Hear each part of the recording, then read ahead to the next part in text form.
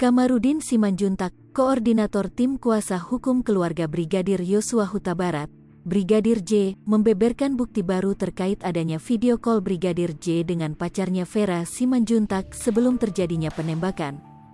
Adapun bukti baru tersebut diunggah Kamarudin Simanjuntak melalui akun Facebooknya, Rabu, tanggal 27 Juli tahun 2022. Kamarudin juga menelaskan soal foto tangkapan layar video call terakhir Brigadir J dengan pacarnya di Jambi, Vera Simanjuntak.